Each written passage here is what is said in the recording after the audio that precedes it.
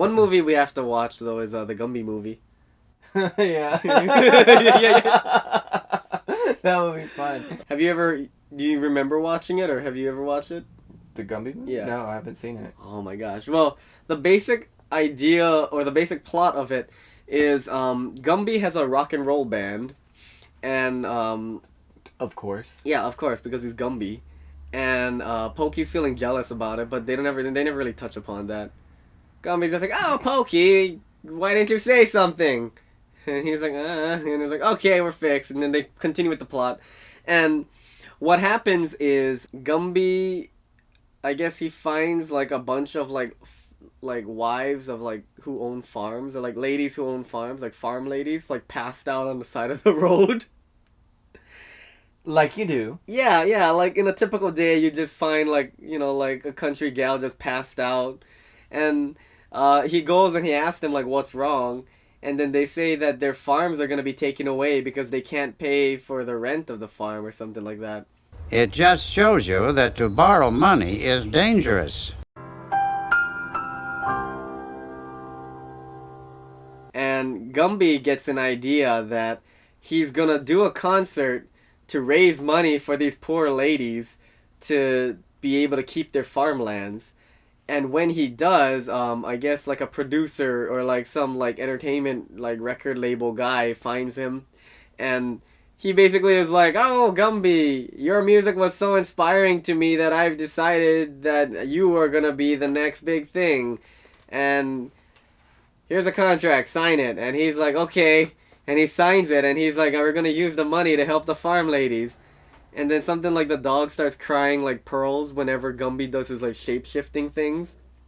And so these blockheads who are like I guess they were the villains back in like blockheads, the two red blockheads. Yeah. They see that, and so what they do is they kidnap the dog and replace it with a robotic dog, and they try to get the dog to cry tears by playing Gumby's music, and it doesn't work. And so instead they kidnap Gumby, which is like, it was ridiculous, but they kidnap Gumby, they make a robot replica of him, and then they don't understand why the dog's not crying, and then the Gumby robot goes like crazy, and it almost becomes like a horror story where it's like they're hiding underneath the car and Gumby robot just like lifts it up, and they're like, "Oh, that's not Gumby," and they're like trying to take it out and stuff, and then they save Gumby. Oh yeah, and by the way, there's like these two fangirls that stalk Gumby, and that's the only way that they knew that he got kidnapped. So stalking's good, I guess, in certain cases where you can save people. And it ends up being that Gumby has to fight his robotic self, and he ends up going through a whole bunch of stories. So he fights them as Star Wars, as Knights of the Round Table, and he basically ends up going on this whole like runaway from this robotic thing that can't kill him because he was cut up into multiple pieces, but he just like split his subconscious into all these like miniature Gumbies, and they're like running away from him. And then what happens is Gumby basically finds a way to stop him. Then he goes and gets his dog back, and then he finds out that the dog cries pearls whenever he like shapeshifts, and they're like, "We can use the money to help the farm ladies." And at the very end of the film, he opens up his own like loan company or something like that with a lower interest rate so that the farm ladies can pay it back without having any problems. And then they have like a whole like 90s montage of just like him and this one random girl dancing.